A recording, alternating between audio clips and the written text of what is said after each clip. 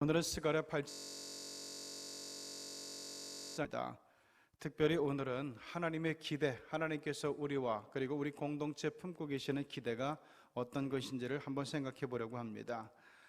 우리 하나님을 믿는 사람들이 꼭 유의해야 할 것이 하나 있는데, 그것은 매사에 부정적인 감정을 제거하는 겁니다. 감정의 포로가 되지 말고 우리 주님께서 베푸시는 은혜의 포로가 되는 것, 이게 굉장히 중요합니다. 타인의 섣부른 판단이나 평가에 흔들리지 말고 진심으로 주님을 위하여 무엇라도 해보겠다 하는 그런 기백이 우리에게는 필요해요. 왜냐하면 아무것도 하지 않으려는 사람에게는 아무런 일도 발생하지 않기 때문에 그렇습니다. 하나님을 믿는 신앙은 우리에게 기대와 포부, 열정과 희망을 줍니다. 그 근원은 하나님인데, 내가 주님을 믿으려고 할 때 나를 향한 하나님의 기대가 거기서부터 시작이 됩니다.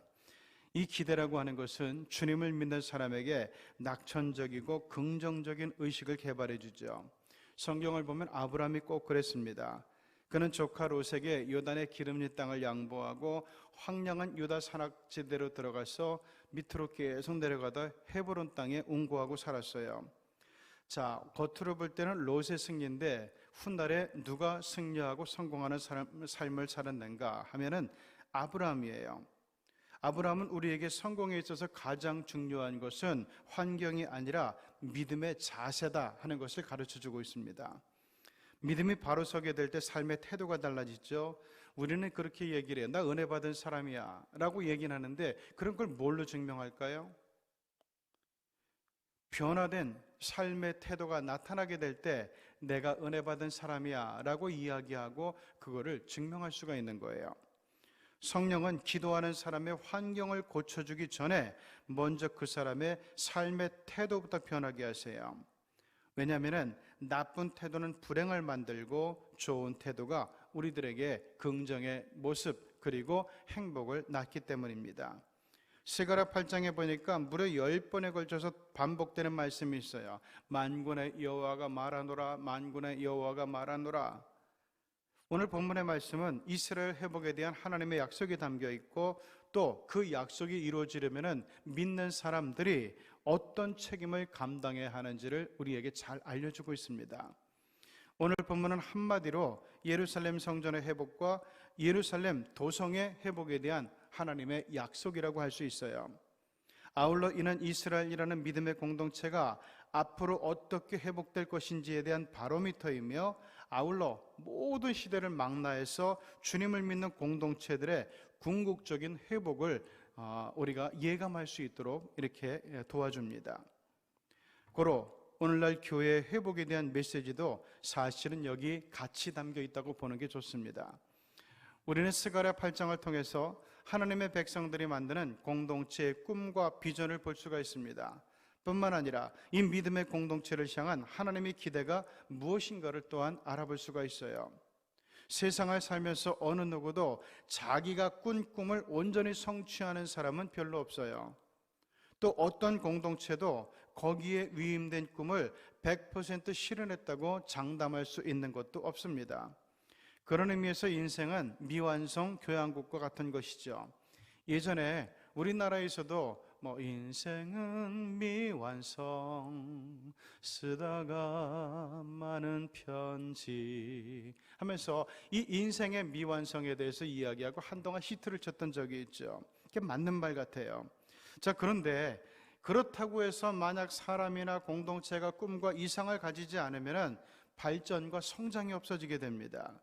꿈과 비전이 없는 인생과 공동체는 앞을 향해서 도무지 전진해 나갈 수가 없게 돼요. 교회도 마찬가지예요. 비전도 없고 꿈도 없다면 교회는 절대로 발전할 수 있고 진보할 수가 없게 되겠죠. 성경에서 하나님이 믿음의 백성들에게 끊임없이 요구하시는 것은 비전을 좀 가져 하는 거예요. 낙심과 좌절 속에서도 기백이 있는 꿈을 다시 가지라는 이야기입니다. 이처럼 하나님은 우리에게 끊임없이 꿈을 가지라고 말씀하는데, 근데 사탄은 반대예요. 이놈은 자꾸만 우리들에게 꿈을 버리라고, 그 꿈 이루어지지도 않는데 비전이 성취될 가능성도 없는데 왜 그거를 부담스럽게 갖고 있느냐면서 버리라고 얘기를 해요. 여러분, 왜 자살이 나쁘지요? 자살이 왜 하나님의 섭리에 반하는 것일까요? 이거는 사탄에게 속아서 꿈을 완전히 버리는 행위이기 때문에 그래요.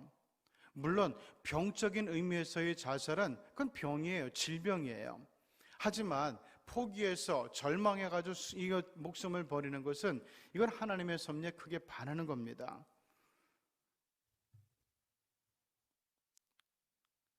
개인과 공동체의 성령님이 임하실 때 나타나는 가장 분명한 증거는 기백이 있는 꿈과 비전을 품게 된다는 겁니다. 그래서 하나님의 영이 우리에게 오면은 환상을 보게 되고 꿈을 꾸게 되고 또한 예언을 하게 되는 거예요. 그러므로 믿음의 사람은 무엇보다도 꿈을 가질 수가 있어야 됩니다. 오늘 본문을 보면은 예루살렘의 성전과 도시가 회복되면서 시온의 땅에 세워질 새로운 공동체에 대한 우리 하나님의 꿈꾸는 것이 소개되고 있어요. 그런데 동시에 하나님의 사람들이 만들어가는 믿음의 공동체가 어떠해야 하는지에 대한 하나님의 기대도 같이 담겨 있다고 보면 됩니다. 그렇다면 하나님께서는 당신이 불러 모으고 세우신 이 믿음의 공동체에 대하여 어떤 기대를 갖고 계실까? 몇 가지로 나눠보면은, 첫째는 하나님의 사랑을 받는 공동체가 되기를 기대하세요. 믿음의 공동체라는 것은 하나님의 사랑을 받는 공동체입니다. 때문에 믿음으로 모인 공동체는 주님께서 보시고 너무 좋아서, 너무 이뻐서, 너무 사랑해서 견딜 수 없는 그런 공동체가 될 수 있도록 최선을 다해야 됩니다. 오늘 1절과 2절에 나옵니다. 만군의 여호와의 말씀이 임하여 이르시되 만군의 여호와가 이같이 말하노라. 내가 시온을 위하여 크게 질투하며 그를 위하여 크게 분노함으로 질투하노라. 자, 여기 본문에는 사랑이라는 단어가 안 나타나죠. 그런데 이 본문에서 어떻게 하나님의 사랑이라는 기대를 읽어낼 수가 있을까요? 본문을 자세히 보니까 사랑에 늘 붙어 다니는 단어가 하나 나와요. 그게 뭔가 하면 바로 질투예요. 여러분, 사랑과 질투는 같은 단어나 똑같아요. 사랑하지 않는 사람에게는 질투가 일어나지 않기 때문에 그래요. 사랑을 하게 될 때 질투가 따라오거든요. 본문은 우리가 하나님 이외의 다른 대상에게, 다른 우상에게 한눈을 팔게 될 때 하나님이 우리를 바라보시며 질투한다고 말씀하고 계세요. 때로 성경은 이렇게 너무나 인간적인 하나님을 보여줍니다. 그러나 이는 하나님이 우리 인간을 닮아서 인간적인 하나님이 된 게 아니라 반대로 인간이 하나님을 정확하게 닮았기 때문에 그런 것뿐이에요. 우리 사람들이 왜 질투합니까? 우리가 하나님을 닮아서 그러는 거예요. 2절, 만군의 여호와가 같이 말한다. 내가 시온을 위하여 크게 질투하며 그를 위하여 크게 분노함으로 질투하노라. 여기에서 시온은 이스라엘 백성들을 말하죠. 그들은 하나님께서 선택하고 불러 모은 믿음의 공동체입니다.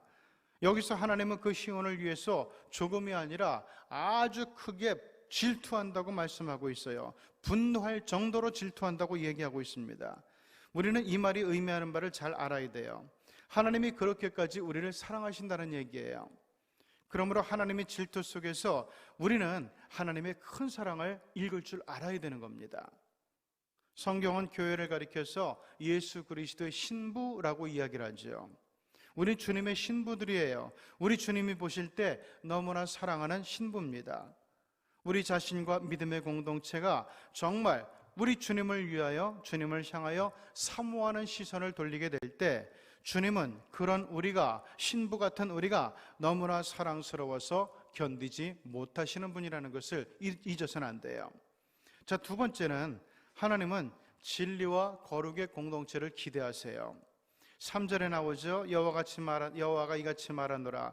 내가 시온에 들어와 예루살렘 가운데 거하리니 예루살렘은 진리의 성읍이라 일컫겠고 만군의 여호와의 산은 성산이라 일컫게 되리라. 하나님께서 귀환하는 이스라엘 백성들과 함께 돌아오신다는 말씀이에요. 그리고 예루살렘 가운데 거하겠다는 말씀이에요. 이전에 예루살렘 성전에서 하나님의 영이 떠났었거든요. 지금 다시 돌아오시겠다는 얘기예요. 그리 될 때 예루살렘의 산은, 예루살렘을 둘러싼 시온산은 성산이 된다는 얘기입니다. 한마디로 예루살렘이 진리와 거룩함의 공동체가 되겠다는 이야기예요. 우리 하나님께서 공동체를 세우는 가장 중요한 기초는 진리입니다. 그게 안 되면 세속의 공동체와 하나도 다를 바가 없거든요. 그래서 사도 바울은 교회를 가리켜 진리의 기둥, 진리의 터라고 말씀해요.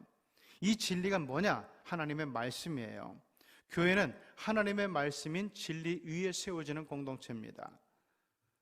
우리가 반드시 기억할 것은 교회의 최대 자산은 건물도 아니고 대지도 아니에요. 진리입니다.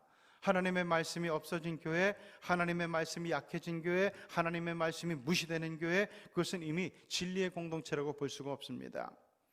진리 위에 세워진 교회에서 진리의 메시지가 선포될 때 사람들은 생명을 얻고 빛을 보고 새로움을 경험하고 꿈과 비전을 보게 되는 거예요. 예루살렘을 아름다운 성산인 시온산과 감람산이 에워싸고 있는 것처럼 거룩과 진리가 교회를 둘러싸이돼요. 왜냐하면 진리를 지키는 데 있어서 꼭 필요한 것이 바로 거룩이기 때문에 그래요.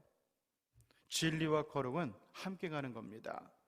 우리는 우리의 거룩한 삶으로 진리를 지켜내고 진리를 증명할 줄 알아야 돼요. 거룩한 삶이 없을 때 교회에서 선포되는 진리는 그냥 강연밖에 안 돼요. 그러나 이 진리를 받은 우리의 삶 속에 거룩이 따라올 때 사람들은 우리 공동체가 정말로 저기는 하나님의 공동체구나 하는 사실을 알게 될 겁니다. 예수님께서 이 세상을 떠나기 직전에 제자들을 향해 마지막으로 기도하신 내용도 이거예요. 요한복음 17장 17절, 그들을 진리로 거룩하게 하옵소서. 아버지의 말씀은 진리니이다. 그렇습니다. 우리 교회가 정말 하나님의 기대를 이루는 공동체가 되려면 우리 교회는 무엇보다도 진리와 거룩의 공동체가 되어야만 합니다. 마지막으로 세 번째, 하나님이 기대하는 것은 기적의 공동체예요. 6절, 만군의 여호와가 이같이 말하노라. 이 일이 그날의 남은 백성의 눈에는 기이하려니와 내 눈에야 어찌 기이하겠느냐. 멸망의 나라 포로로 끌려갔던 이스라엘 백성들과 믿음의 공동체가 회복된다는 것은 그 당시로서는 실로 기적 같은 일이었어요. 일단 이스라엘 백성들이 바벨론 포로에서 돌아오긴 했지만 사실 예루살렘의 형편은 말이 아니었습니다. 느헤미야 1장을 보면은 현재 예루살렘의 형편에 대한 참담한 보고를 듣고 너무도 가슴이 아픈 나머지 느헤미야가 통곡하고 금식하면서 우는 장면이 나와요. 그런데 이런 이스라엘, 절망적인 이스라엘이 회복된다는 거예요. 이건 실로 기적 같은 일인데, 그런데 오늘 말씀을 보니까 그건 너희 눈에나 기적이지 내 눈에는 그건 기이한 것도 아니야. 문제도 아니라는 거예요. 전능하신 하나님께서 하시고자 하면 못하실 일이 없고 이루고자 하시면 못 이루실 일이 없다는 얘기예요. 하나님은 이미 생리적 한계를 한참이나 넘어선 사라에게 아들을 주겠다 약속하셨고 그 약속을 지키신 분이에요. 너무나 엄청난 일이기 때문에 믿음의 조상 아브라함조차도 하나님의 이 약속을 농담으로 여길 정도였어요. 또 예레미야 32장에서 하나님은 예레미야를 통해 유다의 멸망을 예언하는 동시에 회복을 예언하는 장면이 나와요. 이제 나라가 망하는 것은 정해진 수순입니다. 그런데 망하는 것은 눈에 빤히 보이는데 하나님께서 약속하시는 이 나라의 회복은 눈에 보이지 않아요. 그때 하나님께서 예레미야에게 주신 약속이 이거예요. 예레미야 32장 27절, 나는 여호와여 모든 육체의 하나님이라 내게 할 수 없는 일이 있겠느냐. 사람들은 기울어져가는 가정과 사업과 인생 앞에서 멸망만 보고 회복은 보지 못해요. 그때 하나님이 주시는 말씀이 이겁니다. 얘들아, 내가 하고자 하면 그것이 문제겠느냐. 네 눈에야 그게 기이한 기적일지 몰라도 그러나 나에게는 그저 평범한 일에 불과하다. 내게는 능치 못할 일이 없어. 우리가 믿는 하나님은 죽은 것을 살리시는 하나님이에요. 우리가 믿는 하나님은 무너진 것을 다시 세우시는 하나님입니다. 병든 자를 치유하시는 하나님이고 무너진 것을 다시 회복하시는 하나님이에요.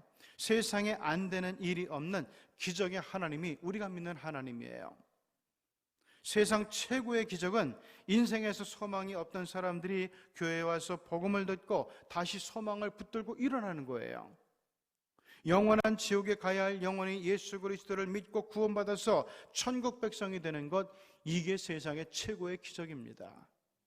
하나님은 오늘 우리의 공동체를 통해서 이런 기적을 기대하고 계시는 거예요. 말씀을 마칩니다. 하나님의 사랑을 받는 교회, 진리와 거룩함으로 세워지는 교회, 구원의 기적이 나타나는 교회, 이 교회를 위해서 함께 기도하고 그리고 이 기적이 우리 눈앞에 펼쳐지는 장면을 바라보면서 우리 함께 기뻐하고 우리 하나님 앞에 영광 돌리는 우리 시경교회가 되고 저와 여러분이 되시기를 주님의 이름으로 축원합니다. 기도하시겠습니다.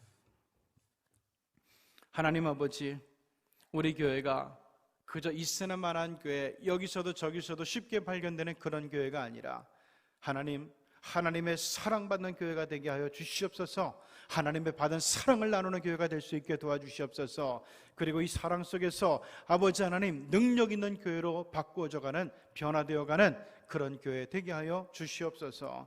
또한 하나님 아버지, 우리가 하나님의 말씀에 근거한 그 말씀 위에 우뚝 서서 진리와 거룩함으로 증명되는 교회, 바르게 세워져가는 교회가 되게 하여 주시기를 간절히 원합니다. 사람의 말들이 아니라, 수군거림이 아니라 하나님 아버지, 오직 하나님의 말씀이 중시되고 하나님의 말씀이 앞서고 하나님의 말씀 위에 세워지고 그 말씀 속에 거룩함으로 따라가는 이 교회 성도들 되게 하여 주시옵소서. 그래서 세상에 정말 시경교회가 저기는 하나님의 교회야 이렇게 불려지고 인정받는 그런 교회가 되게 하여 주시옵소서. 특별히 하나님, 우리 교회가 정말 구원의 기적이 나타나는 교회가 되게 하여 주시옵소서. 그저 모여서 예배만 드리고 교역만 하고 모여서 친교하다가 흩어지는 그런 교회가 아니라 정말 구원의 기적이 이 현장에서 날마다 새롭게 매주일마다 벌어지는 그런 교회가 되게 하여 주시옵소서. 그래서 하나님의 기대가 온전히 채워지고 하나님의 신부로서의 교회의 모습을 온전하게 세워가는 우리 시경교회가 되게 하여 주시옵소서. 하나님 아버지, 그런 가운데 여기에 모이는 성도들이 하나님의 영권에 붙들리는 역사가 나타나게 도와주시고 언제나 기적에 참여하는 교회가 될 수 있게 도와주시고 하나님 아버지, 모든 것이 변화되는, 모든 것을 바꾸는 우리 하나님의 능력의 장정에서 우리의 삶이 부정에서 긍정으로 바뀌어지고 절망에서 소망으로 바뀌어지고 슬픔에서 기쁨으로 바뀌어지는 역사의 공간이 되게 하여 주시옵소서. 이제 오늘 우리 교회에서 또한 이제 정인도 장로님 발인 예식이 있습니다. 이 모든 것도 경건하게 진행될 수 있도록 성령께서 지켜주시고, 또 하나님, 우리 교회를 위해서 힘써 봉사하고 헌신하는 손유정 권사님, 또 사랑하는 어머님이 돌아가셔서 오늘 우리가 또한 위로 예배를 가야 됩니다. 그 자리에도 함께 해주셔서 하나님 아버지, 온전히 성령의 위로를 우리가 들고 갈 수 있는 그런 거룩하고 진리의 선 우리 교우들이 되게 하여 주시옵소서. 예수님의 이름으로 기도드리옵나이다. 아멘.